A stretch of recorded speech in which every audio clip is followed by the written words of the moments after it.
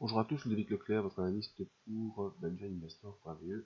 Voici la mise à jour hebdomadaire de mon avis concernant les indices boursiers pour la semaine prochaine, c'est-à-dire la semaine du 22 août. Présentation qui se fait en collaboration avec FXCM sur la plateforme TradingView. Alors, premièrement, l'information sur les risques. Vous savez que le marché comporte des risques de perte et n'est pas adapté à tous les profils d'investisseurs. C'est à vous-même d'évaluer vos propres risques. Moi, je ne suis pas là pour vous conseiller dans vos opérations. La seule chose que je peux vous conseiller, c'est d'utiliser des comptes démo afin d'établir vos stratégies.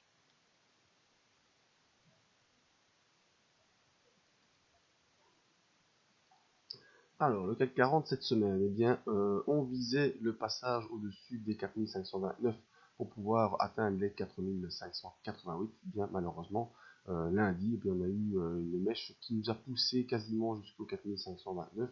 Et puis, ça a été le reste de la semaine baissière, où on est même sorti du range haussier qui nous tenait depuis quelques semaines.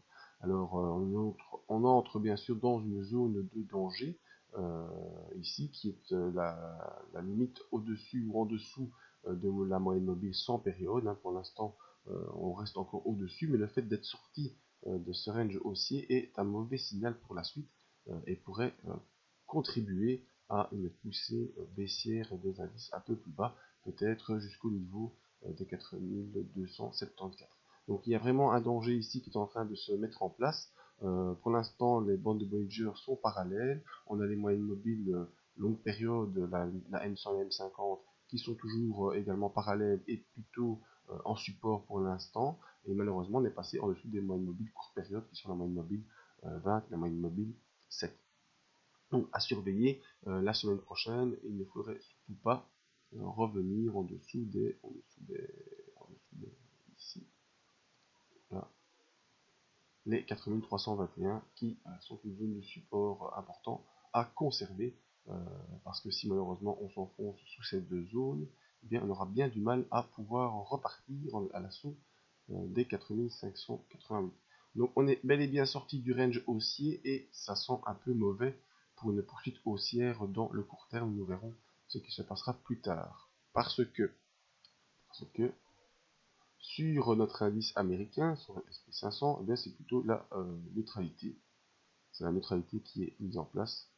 Hop, je vous efface la grande fourchette de rose. On a un objectif là, toujours aux 2250 points, mais vous voyez qu'on est en train de latéraliser complètement. On pourrait même se tracer, si on souhaitait, faut que je le trouve, non, c'est pas la petite forme.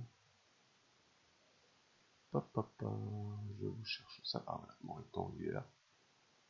On pourrait quasiment se tracer un grand rectangle ici. Voilà. Pour l'instant, on est en train de jouer là-dedans, vous voyez. On est en support à 2258. On avait ici une autre zone de support à 2175. Et maintenant, vous voyez qu'on n'arrive pas vraiment à s'élancer à l'assaut des plus hauts. Pour l'instant, c'est pas ce qui est en train de se jouer ici. On latéralise. La preuve en est, c'est que les moyennes mobiles, je vais vous enlever un petit peu le rectangle, donc vous l'avez visualisé. On a les moyennes mobiles qui sont haussière, les mobiles longue période sont haussières, donc preuve qu'on est toujours en train de monter, et on a un resserrement ici assez conséquent des bandes de Bollinger, on a les moyennes mobiles courte période qui sont en train de latéraliser également, donc on attend un peu on attend des catalyseurs qui pourraient nous permettre d'accélérer un peu plus que là, c'est la latéralisation qui est en train de se mettre en place déjà depuis plusieurs semaines. Alors à surveiller en support, je vous disais les 2175 et ensuite les 2158. Si on bascule sous les 2175, on pourrait rapidement aller se poser sur les 2158. Et si on s'enfonce sur les 2158, eh bien, on pourrait malheureusement rejoindre les 2121 en support. Donc on va se matérialiser ça par quelques petites flèches. Voilà, je vais vous remettre le carré qu'il faut observer. Voilà, cette zone ici. Et ensuite, eh bien, malheureusement, il faudra surveiller la sortie, soit en accélération par le haut, ou malheureusement également envisager une accélération vers le bas, si on sort par le bas de ce grand rectangle de latéralisation. Donc voilà, sur le SCP-500, on attend des indicateurs, on attend en tout cas des catalyseurs qui pourraient nous faire sortir de ce grand rectangle de consolidation. Par contre, malheureusement, sur le CAC 40, eh bien, on est sorti du range haussier et on pourrait aller rejoindre les 4321 en support avant. En effet, ces fameux catalyseurs qui pourraient nous permettre d'y voir un peu plus clair. On va bientôt arriver à la fin des vacances, les opérateurs vont revenir sur le marché, il y aura plus d'actions, plus de volume, et on verra un peu ce qui va se produire.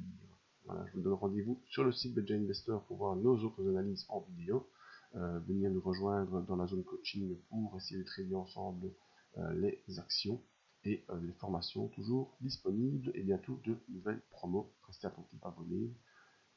Et pour recevoir ces mails, venez vous inscrire à notre mailing list afin de ne rien rater de toutes les nouvelles et des dernières analyses. A tout bientôt.